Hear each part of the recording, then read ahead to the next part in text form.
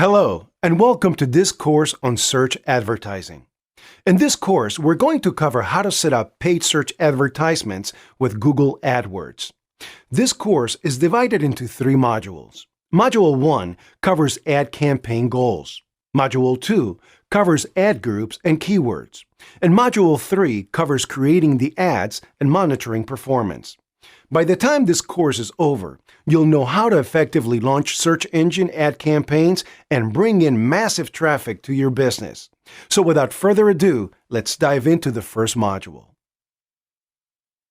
Hello, and welcome to Module 1. In this module, our ad expert will be teaching you about the various campaign goals and how to pick the best ones for your business. So get ready to take some notes and let's jump right in. Okay, so I'm going to walk you through the various goals you can choose from when creating a search ad campaign in Google AdWords. We'll start here at the main dashboard, and we'll click Campaigns up here on the left. This brings us to our campaign dashboard, and since we want to create a new one, we'll click this blue plus sign button here on the left-hand side, and we'll select New Campaign. As you can see, we've got 7 goals to choose from.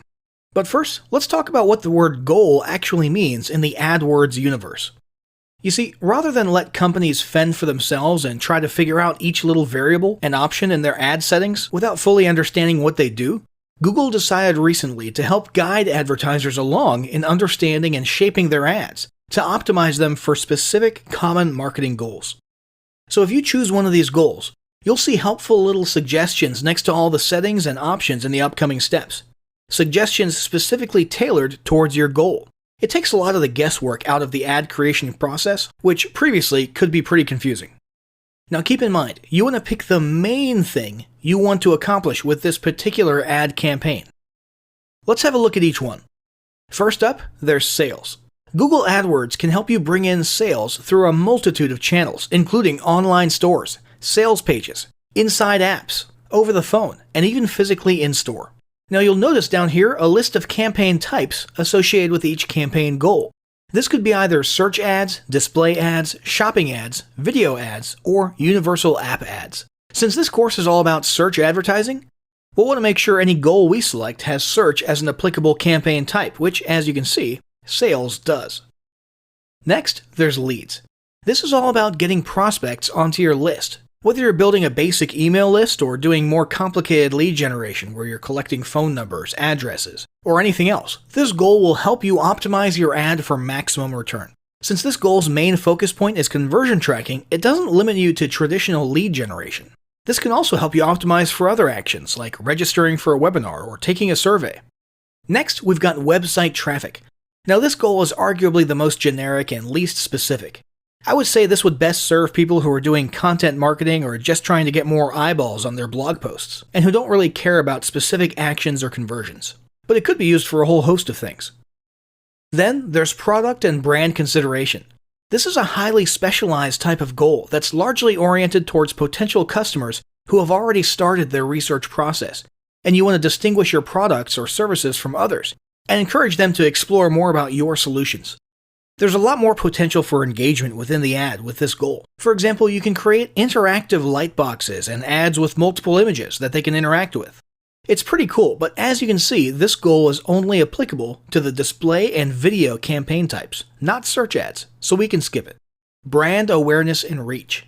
This one's all about views. If people click your ads, that's great, but we're really focused on people noticing, seeing, and becoming aware of your brand. Your name, your logo, your unique selling proposition. As you can probably guess, these are very visual ads, and as such, search is once again not one of the applicable campaign types, so we can skip this. Next, app promotion. This one's pretty straightforward. You want people to install and use your apps. This one relies on the universal app campaign types, not search ads, so it doesn't apply to us for this course. Finally, there's the no goal option. This is where you're totally unguided. You've got your pick of any campaign type, and you don't have any tailored recommendations during the creation process. This should only be used by advanced users who know AdWords and ad performance like the back of their hands. And since you're watching this video lesson right now, it's a safe bet that doesn't apply to us. For the sake of this lesson, we're going to go with leads as our campaign goal. So I'll click that, and as you can see, We can now choose from any of these applicable campaign types. We'll choose search ads, and for the ways to reach our goal, we'll choose website visits. We don't really have a demo website for this lesson, so the first random website that pops into my head is everlesson.com, which is a really sweet membership/e-learning platform. So I'll type that in here and hit continue. That will bring us to our campaign settings page, which is what we'll cover in the next lesson. Hello, and welcome to Module 2. In this module, our ad expert will be showing you how to set up ad groups and keyword for your campaign. So get ready to take some notes and let's jump right in. Okay, so we'll start here on the campaign settings screen. Now that we've chosen the goal, we're going to configure our settings for this campaign and then move into ad groups and keywords. So first we want to give our campaign a name. I'll go ahead and leave the auto-generated name they've got for me right here. Next, we'll choose which networks we want ads to appear on for this campaign. Now you can augment a search campaign with some limited display network ads if you want, and in that case, Google will basically determine relevant placements around the web and stick your ads there with what it considers leftover money from your budget. For our purposes, we'll go ahead and uncheck that display option and focus on search only. Next is the location field. Now this is pretty cool. Not only can we type in things like countries and cities, but we can even click advanced and let's zoom in all the way to, say, Omaha, Nebraska. We'll click radius, pin mode, and I can drop a pin and narrow my target audience all the way down to a specific number of miles from that pin. It's insane what you can do. But for the sake of this tutorial, we're just going to stick with all countries and territories. Next, if you're targeting your audience based on language, you can do that right here. And then we have the budget. Now the budget is important to understand. This is not a cap on daily spending like a lot of people think. What you're actually setting here is your approximate monthly budget divided by about 30 days. So the actual spend on any given day could be as much as twice what you type here, and on other days it might be considerably less than that number. But Google will make sure that by the end of 1 month, when you divide it all up, you will have spent this number times about 30. So this will end up being your daily average, not your actual daily cap. Now you do have an option here. If you need to spend as much money as possible and get these ads out in a shorter period of time, let's say you're doing retargeting for a week-long product launch, or you're trying to meet a sales quota or something like that, you can set delivery to accelerate it so it'll spend your money faster. But just be aware, of course, that this will obviously cause your budget to run out early. Next is bidding. Now, bidding in AdWords is of course based on the old ad auction framework where Google's algorithms are constantly deciding whose ads to show where and when and how often. You can choose what metric you want your bidding focused on right here. It's automatically set to clicks, which means it'll optimize for people actually clicking on your ads, but there's other options as well. Impressions refer to how many people see your ads, regardless of whether they click. And as you can see, there's 2 grayed out options here for conversions and conversion value. Now those are pretty nifty to use, but they require you to set up a special conversion tracking tool separately first, so we're going to focus on clicks.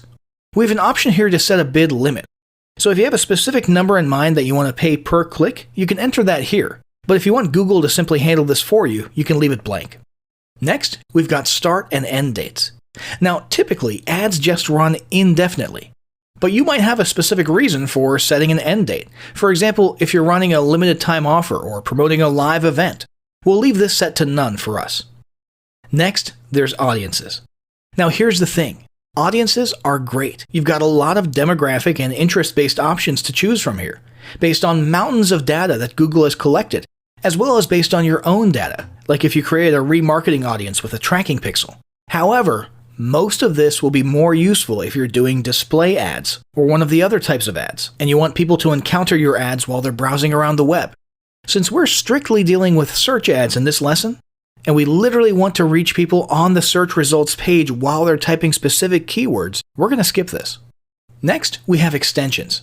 Now these are very cool. Site link extensions are a great way to add additional links to a search ad that link directly to specific pages like your About page or an Hours of Operation page. Callout extensions are great for adding important bits of information like free shipping or product details like vehicle mileage or any bullet point type things that don't fit into the main ad text. And finally, call extensions are literally a link that can lead directly to a phone call to a number of your choice. We won't need any of these for our purposes, but be sure to explore these options if they're relevant to your business. Now it's time to move on to ad groups and keywords. This gets directly to the heart of our search ad campaigns. What keywords do we want to show up for? You'll want to put a lot of thought into this because it directly affects your reach.